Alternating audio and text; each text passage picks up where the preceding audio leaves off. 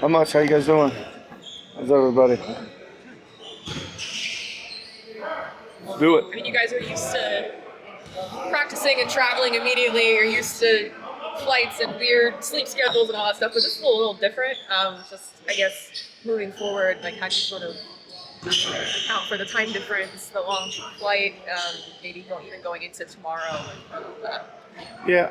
I mean, so the schedule is we fly and hopefully land around 12:30 in the afternoon. We don't have a practice tomorrow. We do have optional shooting in case anybody wants to go do it, and then we resume practice on Tuesday. So I think a big part of it is having a decent recovery time there for everybody. Um, and then just get back to work. And then I think again you probably schedule it out as a normal practice, and then see what the feel of it goes like. Work really closely with Simon and his team about the load and all that stuff. They can measure all that stuff again, so we kind of stay pretty close on where it's getting to and where a cutoff point may be and things like that. So that's just see how it goes. I imagine it'll affect some people differently than others and all that kind of stuff. We'll just keep an eye on it. But the goal for me is to get there and get to work, and look forward to that. Is the expectation for Joel to join you guys in Abu Dhabi? Of course, yeah. Is there anyone who won't be making the trip? Jared, maybe, for instance. There's a couple of them that are not. Jared is one.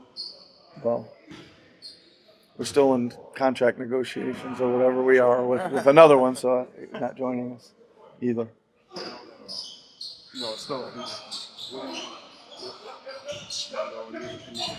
Yeah, just keep it in training camp mode, right? I don't think that you're like tapering off very much just because there's a game coming. I think it's kind of daily work, and you use the game minutes judiciously to just make sure it's conditioning for some guys, rhythm for others, and not too much for veteran guys, stuff like that. But I mean, what do I want to accomplish? I want to get a lot better every day. I do. I just want to keep. We had a fantastic day today. Yesterday's kind of always good. Day ones are always kind of, but today was better than yesterday, and I was glad to see that. I just want to keep trying to accomplish getting better every day. What kind of stood out to you today? Just collectively the focus, energy, and movement. Really, the energy was high, and we were able to just, I don't know, the play was good today. It wasn't ragtaggy. Which happens sometimes after a real long day one. You come back and guys are dragging and all that kind of stuff, but they weren't at all, which was good to see. They were, I would say, more energetic today than they were yesterday after a long grinder. So that was good to see, and I think we made some progress on both ends of the floor. It's good to be able to kind of do repeat things because you don't have to spend all the time explaining what we're trying to do, and you just kind of go back and you did all the explanation. You get more reps today. Maybe that helps a little less talking, more action. But it was very good energy wise. Yesterday, you mentioned that you really like Dominic Yep. a lot. I'm actually curious about what Jabari Walker has kind of been able to do. He's been able to stand out to you or anything like Yeah, that. he was very good today. They probably, those two guys are kind of very similar situation, very similar positions, and I think I mentioned this yesterday. Barlow is just constantly on the glass, keeping the basketball alive, etc. I did talk to Jabari about. I mean, Jabari can really rebound the ball. Like, I mean, if you guys have seen him play, he's one of those guys that kind of emphatically snatches rebounds out of there, and he's really good on the defensive glass, especially. And I just kind of reminded him yesterday they didn't quite see that, but I did see it today. So he did impose himself a lot more today. He was a lot more active, just kind of open floor attacking, which we're trying to get him to work on. He does have a handle enough and the size to, in the open floor, take guys on with some shoulder hits and things. It's a work in progress. There's a ways to go with that with him, but he was very good today. What have you kind of seen, I guess, like from the big man battle? I know you mentioned on media day, you kind of want to see it. I know we're only 2 days in, it's early days, but I guess what's your initial impression of it all? It's competitive, right? I think that there's three, four, five of them, no matter depending on how far you want to go with it. And I assume you're not talking about Joel. You're talking about the rest of them. Yeah. So it's it's Bona, it's Drum, it's Broom, it's Walker, Barlow maybe a little bit too. He just looks comfortable enough at the 4 to me that if we can not have to play him there, he's going to be there. But I think they know they're in a battle. I would say if you came to watch practice and you were watching that position, you see a lot of competition going on between that whole group. Yeah, Drum seemed like he finally feels like his toe is healthy and back to normal. Or is it looking like that way to you? Yeah, I mean he's also come in better shape. I think he's. I always get nervous talking about this, but I think he's at least 20 or so pounds lighter than he was a year ago at this stage. So that's a good start. Probably keep going on that just a little bit more, but it's helping him, and his toe feels better. That's obviously helping him, so he's moving a little bit better. He's been playing very hard. Yep. Do you think with Wofford, this hamstring, do you think this is just precautionary, or is it something that could limit him for a week or so? I think we're getting closer, Keith. I think it is. It is. It is a little bit precautionary. I think, but I do know that he's not like right around. I mean, it's not like we're waiting for him for the next practice. I don't believe. Right, but we are getting closer. I would hope, and I think that we are going to see him, in the practices at some point over there, right? So I mean, we got Tuesday and Wednesday. We got a game Thursday, practice Friday. So there's only 3 of them, I think, 3 like days where we're practicing. So I think we'll see him in at some point over there. That's what the hope is, I believe. Nick, with BJ, I'm sure a huge part of drafting him is the ability to play him with Maxie together long term. But in a practice and a camp sort of setting, how do you balance that against? You probably want to put them against one another to bring the best out of them.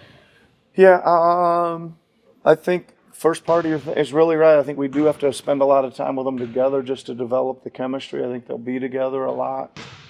Sometimes just when you're doing drills or when you're scrimmaging and stuff, the teams end up where you need a ball handler, on the 3 teams. So you gotta break them up. So it ends up kind of happening organically a little bit through just whatever we're working on. So we'll just kind of continue with that. I think there's been, for the most part, we're going to have them together.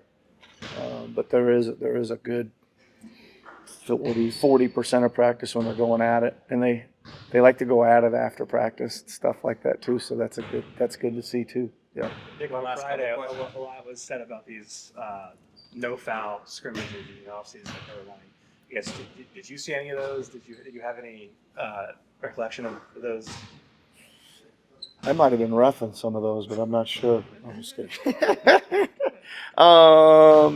Yeah, I don't know. I think the guys were playing really hard. I think they were playing really physical. But I don't think it was anything where it needed that much discussion. Yeah. What's the value of doing ones, with the dribble when there's 5 seconds on the shot clock, create separation in your shot? What's the value as a coach to see stuff like that? What we're really trying to do is work on the feel of holding the ball for the last shot. It's like a tie game situation, and you're just trying to continually get that feel. Right? You don't want to shoot it too early, or they're going to get a rebound, call timeout, and advance it. Right? So that's what we're doing on that. Noah, last question. Just with being a guard-heavy team, is there anything in your past as a coach that you look to with how to best build that and best structure that? Um, I mean, I think there's always kind of some things that you gotta have on your list of things to cover that are different, right? But let me start with this way. I kind of always try to look at the positives rather, right? Like you got to always keep thinking of what's our advantage here. What are the advantages? What are the advantages? What are the advantages? Are we faster? Are we quicker? Are we better shooters? Or we've got more handlers out there? What like keep reminding yourself that there is advantages, right? And then you're saying, oh my God, how are we going to guard the low post when we switch the 1-4 pick and roll, or the 2-3 pick and roll, or the 2-4 pick? Like so, yeah, we know we gotta work, we gotta drill guarding bigger people on the low block, or drill schemes on the low block, or you mentioned kind of on my ass about this, but you mentioned about the rebounding. You know, we got to drill it and we got to scheme it and we got to whatever. So those are the things again. But I always got to keep reminding myself that yeah, that's going to be tough to guard on the low block. Yes, it's going to be tough to rebound against size.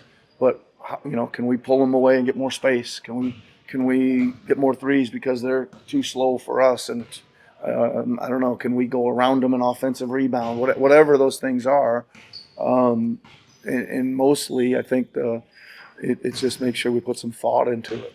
You know, mostly those two areas, probably guarding the low block and defensive rebound. Yep. Thanks, Coach. Coach just said you're not a rookie anymore. In what ways do you most not feel like a rookie anymore? This is my second training camp, so I know what they expect from me. But they say I'm still a rookie though, even though Coach said I'm not. The vets be like, "Oh, you're still a rookie to the first game of the season." But I'm just taking everything as much as I can, trying to help out as much as I can. I know, like I say, I know what he's expecting offensively and defensively. So being here and being a second year guy is helpful. As another young guy, what stands out to you about DJ? These first couple formal practices with the team and everything. I would probably say how quick he adjusted. Like he looks comfortable. Like it's a big jump from college to NBA. Coming in number 3 pick, high expectations. So just to see him like adjusting really quick is really good for us. Have you ever because you are taking a second year now, you kind of not a vet obviously, but do you ever pull him aside and maybe give him some advice on how to handle things or anything like that, or ask you anything? Not really. We haven't been on the same team, so I ain't really been trying to tell him nothing because we're not on the same team. But if he asks if I see something, I'll tell him. But outside of that, he's been doing a really good job. What are some of the things that you can build on from what you established last season? Just keep building off that. Honestly, that's what got me in the position that I am in today. Just keep growing and learning. Honestly. You said you're up to 215, and you said that feels like a pretty good weight for you. Have you noticed a difference in these couple practices so far? Yeah, I can bump a little bit more. I can get to where I want to get more often instead of getting bumped off my route. Like I said, I feel comfortable. When I was around this weight in college, I felt a little slow. So I'm happy that I'm at this weight again, and I feel comfortable. I still feel like I'm myself. Justin, a lot was talked about the no foul or scrimmaging in the offseason. Are you involved in that or your experiences with that? No, actually, I think I play really good defense, really great defense, actually. But if they wasn't calling it, hey, I'll foul here and there. But I wasn't overdoing it.